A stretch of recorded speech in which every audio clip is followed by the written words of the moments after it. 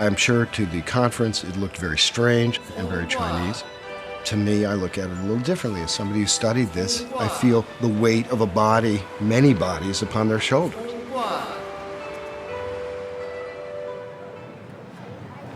Okay, well, thank you very much for coming to report on this event. The reason we are here today because the World Transplant Conference is taking place in San Francisco. China has a huge number of transplants, largest in the world after the U.S., but no explanation of the sourcing. They have said prisoners sentenced to death and then executed, but they don't give numbers. I was a skeptic of the idea of forced live organ harvesting of prisoners of conscience. I did not believe it when I first heard the story, but the evidence is unmistakable. And here we have a lot of Falun Gong practitioner survivors from the torture and persecution. I was in the labor camp, the Tanghe labor camp in Beijing for 3 years. Every 3 months we got a blood test, and only Falun Gong practitioners will got blood test.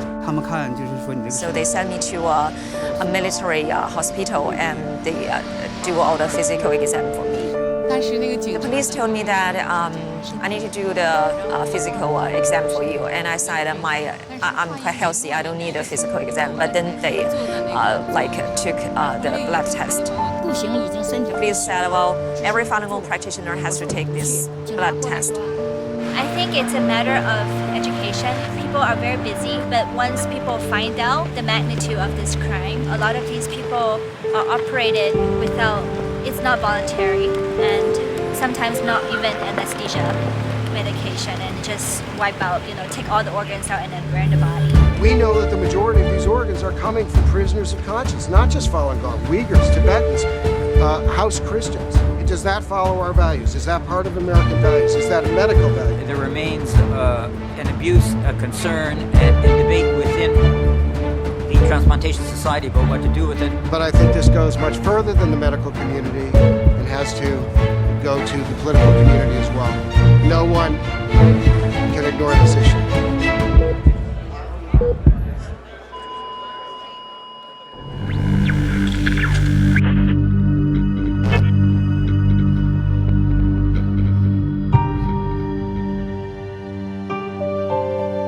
Think of this story as a murder mystery. Murder seems to have been committed, perhaps tens of thousands of murders. The mystery is why so few people seem to be paying attention. I'm Ethan Gutman. I'm an American, born in Chicago. I'm half Jewish. I was at Brookings for a while. I was at Free Congress Foundation for a while, all of Washington gigs. I live in London now. Over time, I became very interested in China. Worked as a journalist, and I'm very good at one thing, which is infiltration. So I'm very good at infiltrating groups. I think that's because people believe that I'm basically honest and fair. I was in Beijing when the Falun Gong crackdown occurred in 1999. Watched it happen. I didn't know what I was seeing, and I found it very disturbing. To be a tourist, a lost tourist, who watched old ladies get thrown into buses. Well, I suppose this was sort of the sleeping Jewish genetic code or something, which I found, I felt this was sort of a horrible thing, and nobody really wanted to look at it, and nobody wanted to talk about it. Even the journalists didn't really want to talk about it very much. I found that very disturbing. Falun Gong, or Falun Dafa, was a relatively new spiritual practice that taught truthfulness, compassion, and forbearance. Its roots are in Buddhist philosophy. Started by one man in 1992, there was no formal organization or leadership, but Falun Gong captured the public imagination. The best estimates are that in just 7 years, it had grown to 100 million practitioners. China's leader saw that as a threat. Outlawed by the Chinese government. Falun Gong was the biggest issue in China domestically. And that sense of Falun Gong as the biggest issue in China led me to the next step, where I started working on some articles, a potential book maybe down the road. China's government said Falun Gong was a dangerous cult. If practitioners recanted their beliefs and promised to stop practicing Falun Gong, they were released. Gutman says hundreds of thousands did not. And the 1999 crackdown led to a massive expansion of China's labor camp system. I am saying that about 500,000 to 1 million Falun Gong are in the Laogai system, that is in detention in China at any given time.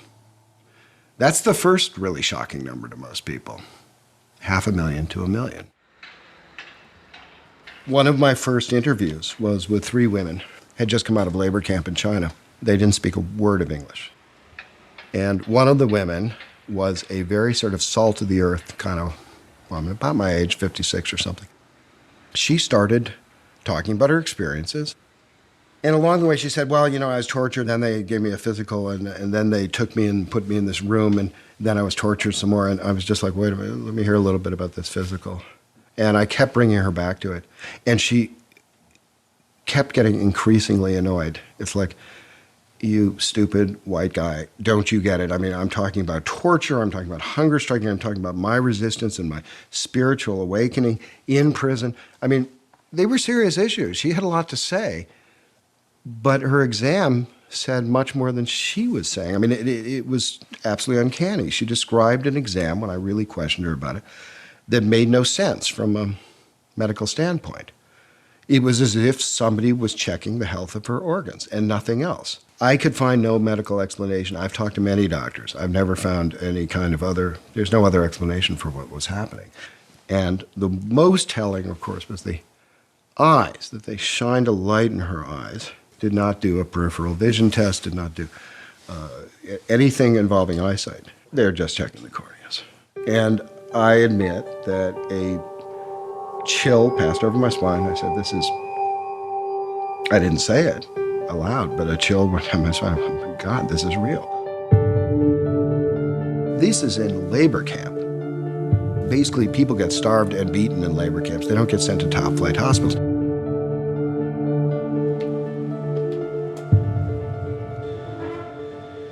Gutman started to write articles on allegations that Falun Gong practitioners in labor camps were being killed for their organs. The money's quite extraordinary. And so when you start moving to political prisoners, you're talking about something that's kind of pure profit. So you are talking about, you know, up to 200,000, say, per person. China's government has always denied it. Gutman kept plugging away on the story. I was giving a talk at Westminster. It was sort of an informational talk, and it was open to the public.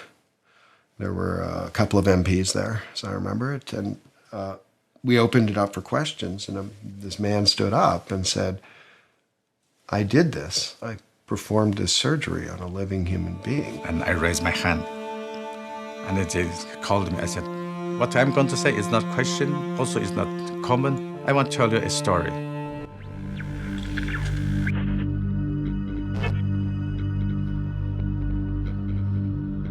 This is sand from the desert near my hometown. And sometimes I open it and smell it and say, oh, this is my homeland. Yeah. My homeland, it is, I think it is quite least known place on earth. If you look at the Chinese map, at the northwest corner, there's a place called Xinjiang, and that is my homeland. This is the oldest mosque probably in Central Asia. The Uyghurs are a Turkic people in what the Chinese call Xinjiang, what they call East Turkestan. The complication for the Uyghurs, they are in a very complex position. They are they're almost like the Ukraine was in European history. They're right between great empires. They're between China, they're between Russia. The Chinese came in under Mao and basically took over the country. The hospital I worked is called the Central Railway Hospital of Urumqi. And I started working as a doctor since 1986. At the beginning, I was a general surgeon. we do everything. Chinese law allowed for organs to be taken from prisoners sentenced to death, murderers, and the like. But it was not a common practice. Serious criminals are often not suitable donors because their health is poor. In July 1995, Toti says his boss asked him to assemble a field surgery team. And he said, can you, tomorrow morning, can you bring that mobile operation equipment and 2 or 3 nurses and waiting for me at the hospital gate. And I said, what am I going to do? And he said, well, something you'll exciting. Toti says his team followed the chief surgeon to the Western Mountain execution ground. So my chief surgeon said, you wait behind this hill, you wait here. And you come out after you heard the gunshots. I don't really know how much time passed. Then we heard that gunshot. So I said, go, let's go. So we rushed in. It seemed to me they knew what's going to happen. They just took the body and opened the door. Toti says the man lying before him is still alive. And then my surgeon said, okay, Dr. Anwar, that is your job now. Do as quick as possible, remove liver and kidney. From my common sense, that I understood that I don't need to wait for anesthetic. So you don't worry if you hurt or if you damage the organ next to it, because you don't care. This man died not because of that shot. That shot to his right. They try to avoid this heart. Right. So generally, if you receive one shot to the right, you can survive. He received shot to the right, and I removed his, and he's dead. Chief surgeon, they took these things and put into special box. I have never seen such box. 2. And they said, okay, now you take your team back home and remember nothing happened today.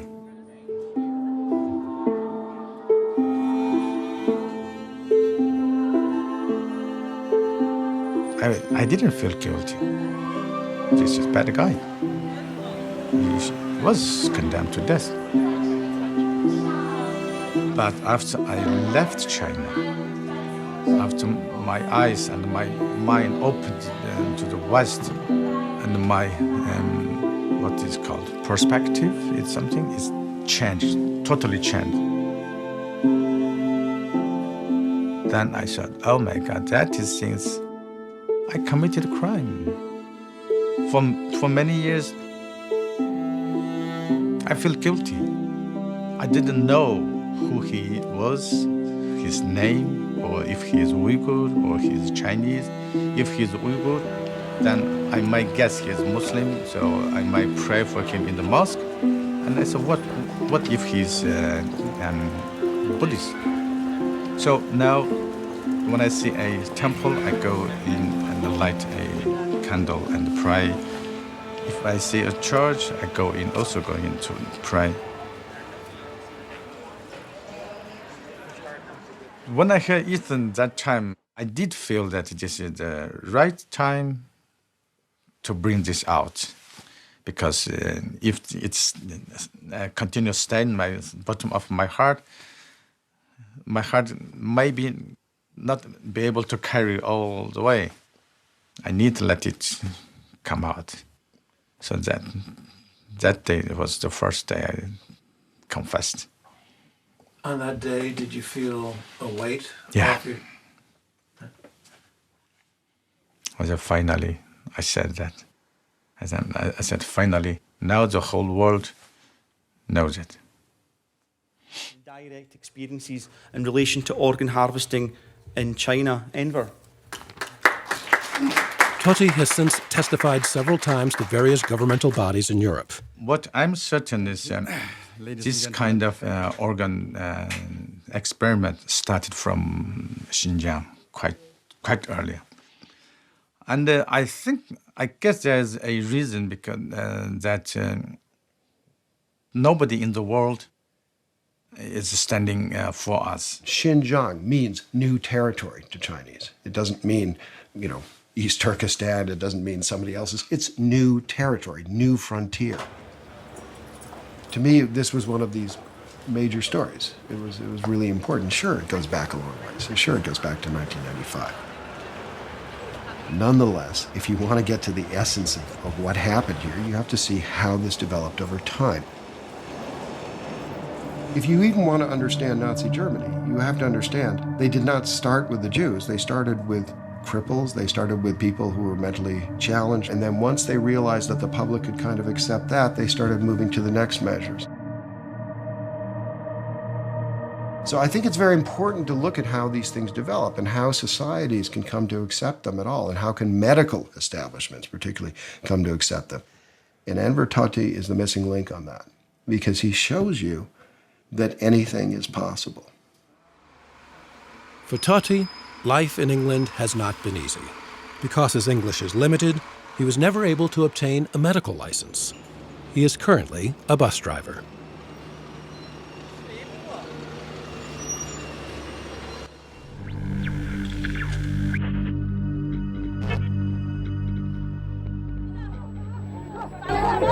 By 2000, Falun Gong practitioners were disappearing into labor camps in mass numbers. At the same time, Chinese hospitals began promoting their organ transplant expertise. I'm David Matus, and with me is David Kilgore. We've been asked to investigate allegations that there has been harvesting of organs of Falun Gong in China. David Kilgore is a former member of parliament and former cabinet minister for Asia Pacific, and I'm a Winnipeg lawyer doing immigration, refugee, and international human rights law in Winnipeg. And we have now done our investigation, and we're producing this report. And I didn't know whether it was true or not, and so my task initially was to try to figure out a way of approaching the issue so that I could either prove it or disprove it and not just walk away and say, I don't know. The number of executions in China varied widely depending on who was counting.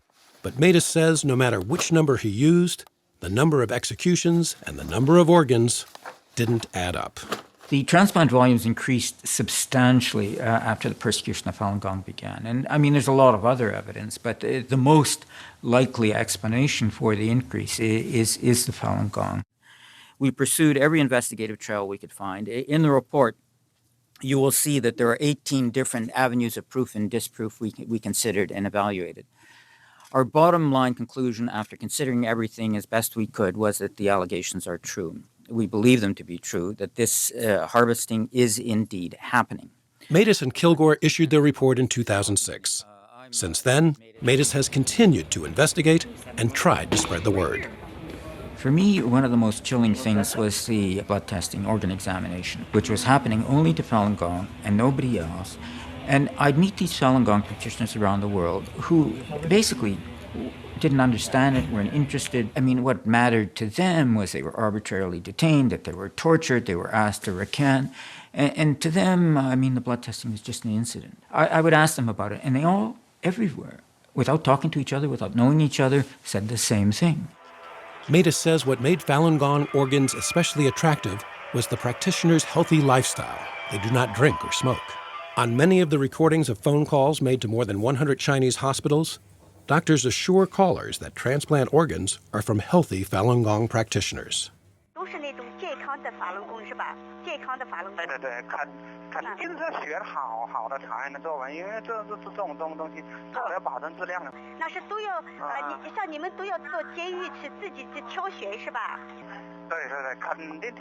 Chinese officials say the recorded phone calls are a hoax. The Falun Gong, when they were arrested, originally it was a catch and release system, and they'd be sent back to their home community and victimized there. What had happened is then they'd go back and protest again, and the second time they wouldn't say who they were or where they were from in order to protect their home environment. Matus says the effort to protect family members and friends from harassment resulted in hundreds of thousands of unidentified people in prison. This huge population extremely vulnerable. Family didn't know where they were. Jailers didn't know who they were. They weren't going to release them without recanting. And they became this just vast sea of expendable humanity. Matus says that vast sea brought in vast sums of money. His report laid out what Chinese hospitals were charging Westerners for each organ.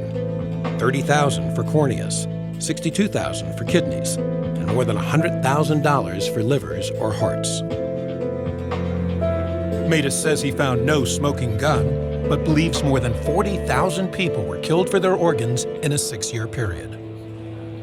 I mean, what's the explanation for the increase of transplants? And originally, I mean, they have a bunch of kind of implausible scenarios, but one of them, they said, well, we had a lot of doctors trained in the West who came back, and were able to do more transplants. Well, that explains how they could do it, but it doesn't explain where the organs were coming from. That part of the debate is over. It is not up for discussion as to whether murder for parts is taking place. It's now just a question of whether we're going to continue to put up with it.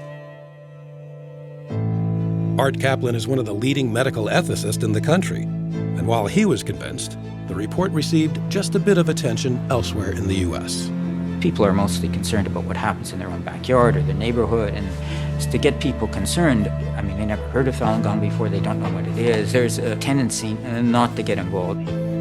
As an international human rights lawyer, I think it's important for people to reach across linguistic, cultural, geographic divide to express their common humanity and solidarity. I mean, that's what human rights is all about.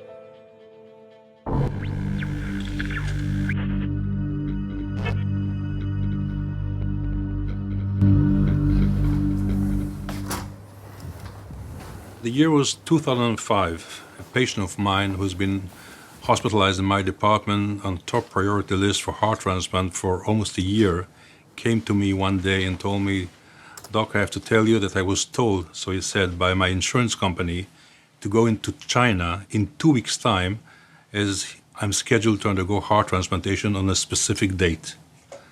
And I looked at him and I said, "Do you listen to yourself? How can they schedule a heart transplant ahead of time 2 weeks?" He said, "I didn't bother to ask. That's what they told me. That's what I'm going to do." Until the day, not a single Israeli went to China to undergo heart transplant. Many Israelis underwent kidney transplant before. And being a heart transplant surgeon, I always thought, well, probably they're going to China and a poor Chinese farmer is selling one of his kidneys in order to make the economic status of his family better. I didn't pay attention. But this patient, as I said, was the first who was scheduled to undergo heart transplant. And that's obviously a totally different story, let alone the fact that he was told to come on a specific date. And sure enough, the guy went to China and got his heart on this very same date that he was promised ahead of time. So this led me, for the first time, to find out what's going on. How can the Chinese offer people heart transplant ahead of time? After reading Matus and Greu report, and again, after looking at the numbers didn't fit. I mean, you cannot explain the number of transplants just by using the organs from executed prisoners. It simply doesn't add up. So once Greu and Matus brought this new information, it all made absolutely sense.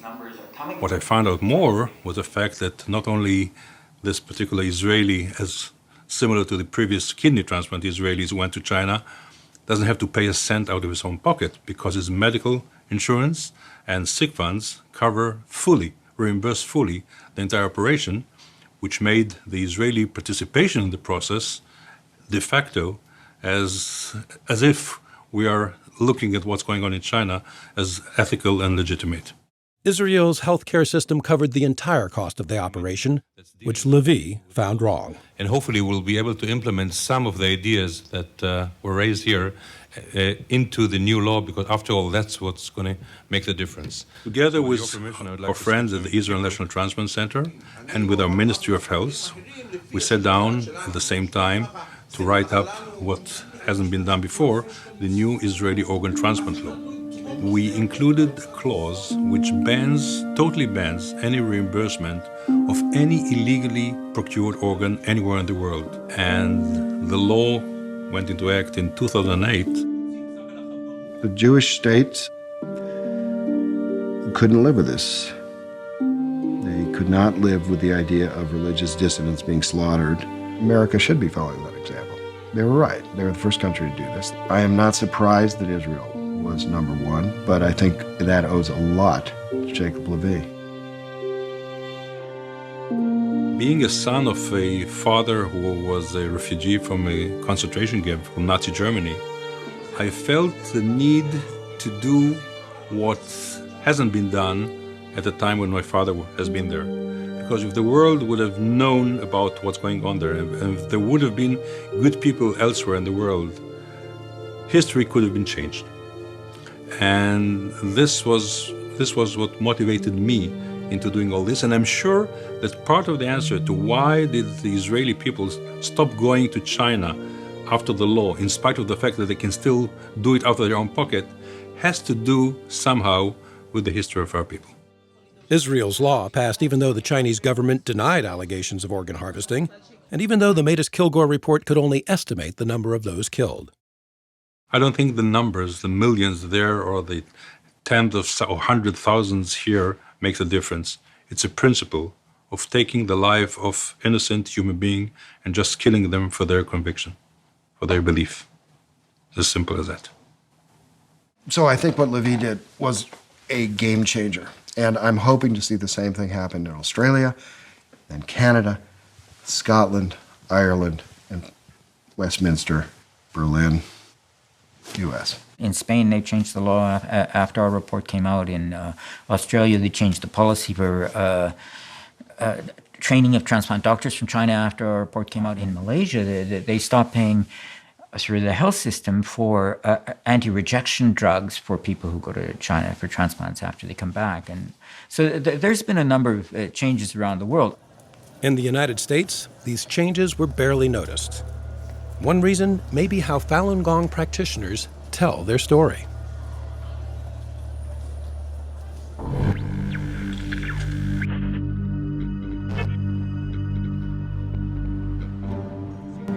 On many city streets around the world, you'll see them. They often wear yellow shirts. They push literature at passers-by, demonstrate at public events, and tell stories of torture. Two male policemen, they were put me taped, handcuffed me to that position.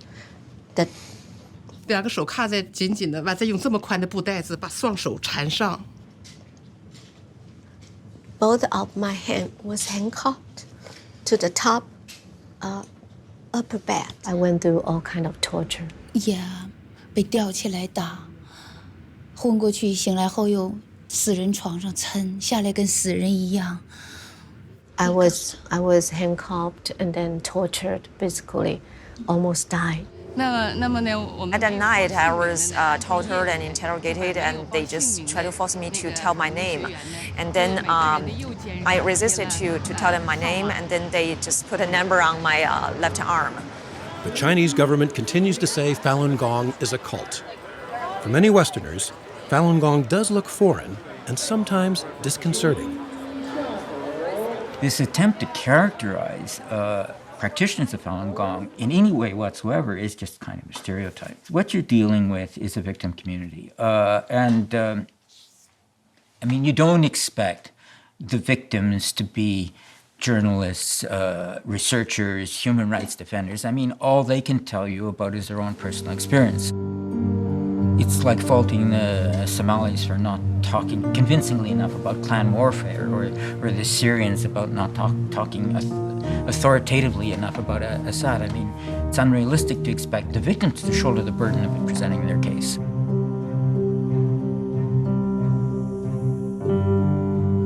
I was blood tested, not only blood test, chest X-ray, and blood pressure, and eye test, and kidney test, everything.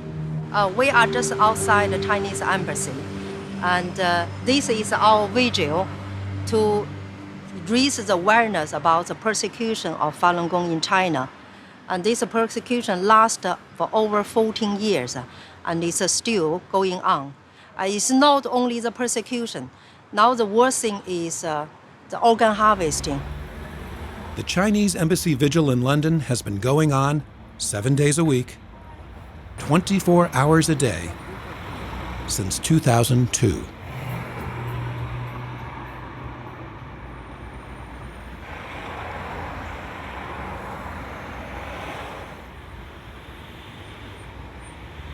I've been doing it since 2001 because I started practicing Falun Gong in 2001. I read about the persecution and I thought, well, what's all this? It touched something inside me. If it's gone so far without the persecution stopping, then there's something seriously wrong with humanity, must be. I'm amazed that the world is turning a blind eye, basically, to mass murder going on in China, and all because they owe loads of money to China. And I'm thinking, well, this is absolutely incredible, isn't it? So we're standing here doing this and no one else is doing it. This has been a complicated story from the beginning. Make no mistake about that. There are language difficulties, there are cultural difficulties. These are not cute and fuzzy figures like the Tibetans. There's one final reason, which is the way Falun Gong presented itself. Look, a lot of Falun Gong are coming out of the mainland, right? So they have a tendency to use Chinese Communist Party methods of propaganda or press. This is the way they know. But they're not going to work so well over in the West. When things are stated, they are stated in a kind of extreme way. The difference is, of course, when you sit down and actually talk to these people, they're perfectly literate and mindful. They just have a different perception of how media is supposed to run. And it's taken them a while to learn the Western method, which is quite different.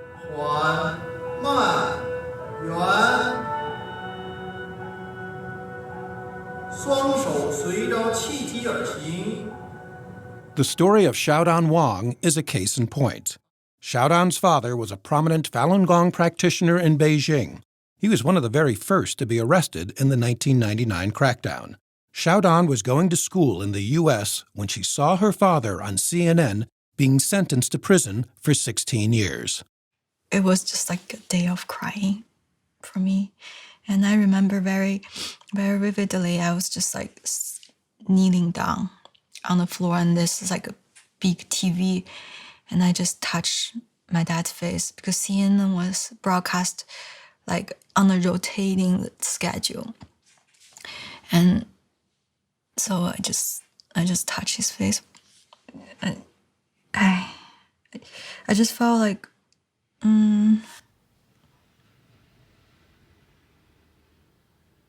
I just felt my whole world has changed. The shy 18-year-old girl slowly became an activist. To society, like teachers, doctors, musicians, they were all tortured to death. And I really want to make things right for my dad, because he's been accused and he's been wronged, and everything happened to him is so unfair. A college student was touched and decided to do a documentary about her struggle. I'd been working on different things to stop the persecution. It just felt a little abstract for the American people. When you talk to them about 100 million people being persecuted and families torn apart in China, it's like it starts to get more and more removed from the reality that they know, and there's no face to it, you know? So when I heard this story about her and her dad, I realized that this was a totally different angle. Jeff helped Xiaodan create a website, freemydad.org. They fell in love and eventually married. Xiaodan says because her father was relatively well known, she was never worried that he would be killed for his organs. Her campaign focused mostly on her father and the persecution, not organ harvesting. But the two issues are closely linked. When I first tell people about organ harvesting, I think that they're shocked. Like it's a disbelief, but those conversations don't seem to go very long. I think that people, I don't know if they don't believe it or they can't fathom it enough to want to carry on a conversation about organ harvesting. I mean, this is a new form of evil. When there's a new form of evil, people don't want to accept it. when I first heard of organ harvesting, I felt it was beastly, like acting to its own citizens. But I just said there's no moral standards anymore. I was really outraged. I think this is pure evil. Yeah, this is definitely pure evil. Yeah. And he looked like this. After 15 years in prison, Xiaodan's father was released in late 2014. She hopes Chinese authorities let him come to America. He's very old now. He's 66. And, personally, I really want him to be here because it will make my life much easier. And all I remember was he spoils me when I was young, and, that feel of being protected by a dad and always have somebody to rely on. I want to have that again. But I think this time I have to take care of him. When she was young, her father bought her a piano. Xiaodan hasn't played for years, but she has begun practicing for the day that she can play for her father once again. I hope people who really watch this documentary, they could act up and stop this organ harvesting in China. It's really surprising that after so long, after so many years, the press coverage has actually diminished. And it was a lot in the beginning, and then it's diminished to almost nothing. And it's just shocking to me that with more and more evidence mounting about things like organ harvesting or the labor camp system, that the coverage becomes less and less. It should be getting more and more. And the public outcry for the U.S. to do something about it should be getting stronger.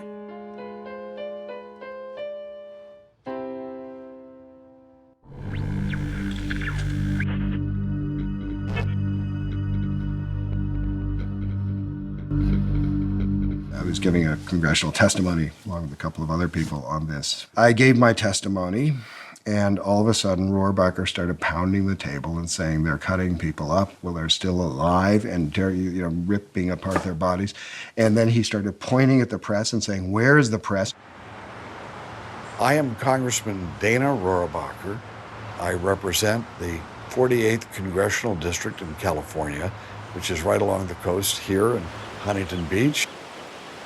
Not only right along the beach, but Rohrabacher is to the right of most of his fellow Republicans, at least when it comes to China. Nobody in Washington, except a few of us, want to confront China on its gangsterous activities, on its evil activities. What we've had is now businessmen become the advocates of trying not to get the Chinese Communist governments mad and are angry at us. So now what you see in both parties, where on the further to the right and further to the left are likely to be more active on human rights issues. That's always been part of the China dynamic. I mean, this is not, the mushy middle is the constant in China relations, is that you usually have a left-right alliance, okay? You have the left who are interested in human rights. You have the hard right who cares about religious freedom. And the mushy middle usually cares about the money. The truth is, they're looking at it from the corporate interest. If you want to end a meeting in China, if you're in a meeting with a Chinese government official, all you have to do is mention the words Falun Gong, the meeting's over, okay? And they're leaving and they won't say goodbye. There's no handshake, okay? That's all you have to do. It is the third rail of Chinese politics. China's big, it's powerful, it's rich, and it's got connections everywhere. A lot of the mainstream are concerned by that. Multilateral trade, geopolitical interests, human rights tends to take a back seat. And whereas the extremes, well, they tend to be more principled. In an attempt to raise more awareness, H.R. 281 was introduced into Congress in 2013. The resolution expressed concern over credible reports of systematic, state-sanctioned organ harvesting. Yeah, I think that it's going on. I think it's going on in a big time, and the people over there know about it. We see this as one of the evils of our time, conducted by a gangster regime that does not deserve to be treated like an economic and political partner. The House will be in order. 245 representatives, more than half the House, agreed to co-sponsor. But resolutions alone do not have the power to change foreign policy. My name is Louisa Cohen-Greva. I'm here at the NED, Vice President for Programs. I've worked for a long time on Asia programs. Really glad to see you, and thank you for coming. Today we are here to hear from Ethan Gutmann, whose book, The Slaughter, is released today. So here's our chance to hear from Ethan what's in the book, and what is the evidence that he has compiled, what do we think of it, and then to also ask ourselves, if we're persuaded, who else needs to be persuaded? Blood testing, not just one little vial. At the same time the House was considering H.R. 281, Gutmann was pushing his brand new book at an event in Washington. Now, I am estimating in the book that 65,000 Falun Gong were harvested for their organs between 2000 to 2008. Now, that does not mean that many more haven't been harvested since that time. There were lobbyists, human rights staffers, and members from China's dissident communities. I hope there will be strong attention paid to this organ harvesting and concern from the U.S. government, especially from the U.S. Congress. Otherwise, the less the U.S. as a superpower expresses concern regarding to the organ harvesting, the more the Chinese government will see this as a green light to further commit crimes against humanity. No one from the major media was there, but a reporter for the Epoch Times was. I write about China, I write about the Communist Party, I write about CCP policies, I write about organ transplant issues in China. The Epoch Times was originally founded by a handful of Falun Gong practitioners in Atlanta. It's now published in more than 30 countries around the world. We don't identify ourselves as a Falun Gong paper. We resist that characterization because we don't teach Falun Gong. We don't speak for Falun Gong. In the ways that matter most, we don't see ourselves as a Falun Gong paper. Do other media want to say, yes, you have an agenda? Yeah, we get that some. We're covering things that they're not covering, and we're covering things in ways that they're not comfortable with.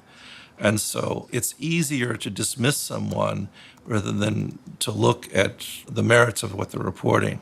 This series of stories delves deep into a topic ignored by other media outlets, but handles it just as deftly as its bigger brethren. In 2013, Robertson received an award from the Society of Professional Journalists for his reporting on organ harvesting. Look at the Kilgour-Matus report. Things don't add up. You don't see exactly what's happening, but everything is pretty obvious. Like, you saw the guy with the murder weapon go into the room. You went in later and there was a victim, and that other fellow is gone. 现在就是说，我想找这种给我的孩子找这种法轮功的，你估计他能帮我找到吗？那肯定能够找到。能找到啊。I found the phone calls simply irresistible because you can hear the people talking. They're not faked calls. Like it's a nurse or a doctor that's being contacted by someone who's a relative of a person who needs a transplant, and they're saying, I've heard that you've got organs from Falun Gong people which are healthy, and can you confirm that? And how can I be sure? And the doctor is reassuring them, and even boasting, and guaranteeing the quality, guaranteeing the time, and it's the case closed. The organ harvesting story is a story about Falun Gong. Falun Gong is the most sensitive issue for the Chinese regime. No one in the mainstream press that have offices inside China are covering it inside China. Reporters in Beijing can't do the story they can do little bits of the story, but they can't really do this story without losing their job. And because of that, they're missing what is driving events in China, and they're missing the story of what is one of the most catastrophic human rights violations in our time. And the assumption is, this is old news. China human rights is always stale news. The assumption is there's compassion fatigue among the readers. There's assumption is that Falun Gong is not of interest in some way. It's very Chinese. They're not wrong about some of this. David Matus said, this is a form of evil never seen on this planet before. But they've been killed in a way that violates everything that we think sacred, the dignity of their body, the role of the doctor, the role of what the state should be. It's not just mass murder, it's this particular kind of mass murder. Pursuant to Clause 4 of Rule 1, the following enrolled bills were signed by Speaker Pro Tempore Harris on Wednesday, December 17th, 2014. Despite having 245 co-sponsors, H.R. 281 never came up for a vote. It died when the 113th Congress adjourned. The chair declares the second session of the 113th Congress adjourned sine die. This is a crime against humanity. I mean, does anyone have any problem in condemning ISIL for cutting the heads off of 25 Christians in Libya? It was a brutal act. Well, that was awful, but there are hundreds of people, if not thousands of prisoners. They're being put in jail by the thousands, and the brutality and murder of these people, and then letting the government, the gangsters who are doing this, make a profit at it. I mean, how obscene is that? The environment would be completely different if the media were covering the story. Imagine that resolution not coming to a vote if the New York Times, the Washington Post, Bloomberg, PBS, CNN were regularly covering organ harvesting. It wouldn't be possible, Right. Somebody would ask the majority leader, how come H.R. 281 is not up on the docket? Somebody would ask, and they would be embarrassed. But now there's no price to pay because that discussion isn't taking place. This is what a press is supposed to do. Who owns the media in our country? If you're trying to figure out why something is covered or not covered, figure out who owns the media. How many films have you seen that portray China as the bad guys? And this is an evil, evil regime. It's the world's worst human rights abuser, but I haven't seen many movies about it. It has been, to date, difficult to get attention paid, and I think there are two reasons. It's a little bit hard to believe that it could be so, that doctors are complicit with the kind of atrocities that we know are happening in prisons. And it's difficult. So if that's your question, it is difficult to get attention paid, but also what do you do about it?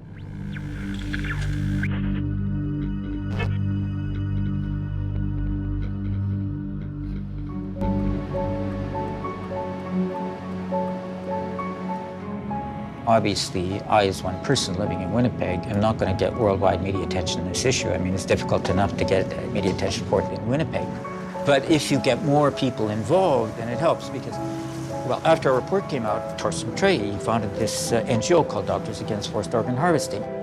Last year, we initiated a petition to the UN High Commissioner for Human Rights. Within 5 months, we collected 1.5 million signatures in more than 50 countries. Asking them to launch an investigation to look at some of these allegations. Now, I mean, yes, they are allegations. I mean, I think the overwhelming evidence from my perspective is that these allegations are true.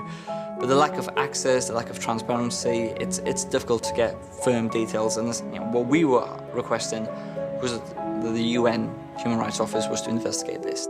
The petition asked the UN to unravel the mystery and conduct an independent investigation into allegations of organ harvesting. I mean, I was part of the group that went to Geneva to hand it in, and we had the press conference afterwards. We really felt that this was going to be a major change. 1.5 million signatures seemed to be probably one of the biggest petitions they'd ever had. We've had nothing back, almost as if those 1.5 million signatures, that petition is just, it's almost like it's never happened. After the petition to the United Nations seemed to go nowhere, Sharif made an appeal in the American Journal of Transplantation, asking medical professionals to take a stand. What we've argued in this is there is a big difference between someone who gets executed because they've murdered 15 school children versus someone who's executed simply because of their beliefs. We think of them as prisoners, but a prisoner in China could be a political dissident, someone who holds a religious or spiritual belief that's unpopular. Getting killed because you're a prisoner against your will with no permission. That seems to me to be a core violation of what I've called the dead donor rule. In the US, in Europe, you have to be dead first in order to be an organ donor. In China, they make you dead, and that crosses the ethical line. What we are classing these as crimes against humanity and medical crimes against humanity. Now, if this was to happen in any other country, in any other form or fashion, we'd be a lot more forceful with regards to this, and we haven't been quite as forceful on this issue in China, and we just need to raise awareness of it even more. People who are expecting this to sort of just be solved naturally by all we have to do is sit back and they'll fix it, this is wrong. The West has to take a role. And the one role the West can do is say, these are our values. We cannot go beyond this. There are certain lines we can't cross. This is a red line. That's an absolute red line. Yes, I can maybe understand that. You know, life is tough if your kidneys have failed. At the World Transplant Congress in San Francisco, Sharif, Gutman, and Matus took part in a presentation held by Doctors Against Forced Organ Harvesting. You need to send a strong message out that you simply cannot do this. The evidence will only continue to accumulate, and eventually there will be a slow shift in the generally accepted opinion on this topic, and then it'll be like, oh wow, they killed like tens of thousands of prisoners of conscience for their organs. That's really bad. What are we doing about this? I imagine that will happen at some point, right? It has to. Only a handful of the 7,000 doctors at the Congress were there. Small audience, preaching to the choir. Even if a lot of doctors don't show up from the major conference, it's possible that they're aware that these activities are taking place. And it increases pressure. Whether you're a doctor or a nurse or a dialysis technician, anybody involved in transplantation, you need to be informing patients that participation as a transplant tourist is ethically inappropriate, despite the fact that as a patient you may really need a transplant. When you participate in organ tourism, you are inserting yourself into a network that you really shouldn't be in. We cannot be talking about kind of a transplantation system where these organs are being taken in this way. You cannot benefit people and bring life to people by essentially murdering someone. It's simply just it beggars belief when you think about it. So don't ask me how a physician can take part in this. There's either a physician that are acting as murderers. As simple as that. Look, this is the most destructive thing you can do to a society, is to take their most trusted members. Everybody, universally, everybody knows doctors are the most trusted members of society. What is significant here is that this is a superpower which has suddenly taken its most trusted population and turned them into these monsters. Gutman's book got respectable reviews, but sold only a few thousand copies. Unlike another book about organ transplant in China, a bestseller in development to become a Hollywood movie. This is Larry's Kidney, which was a book by a very funny guy, Daniel Asa Rose. He's a good writer. This book caught my eye because it's about taking his really kind of awful cousin Larry to China to get a kidney. The story includes a Chinese transplant doctor who assures Larry that the donor is a 31-year-old man who murdered an entire family and who is scheduled for execution. To me, if I heard that in China, I'd say that's a lie.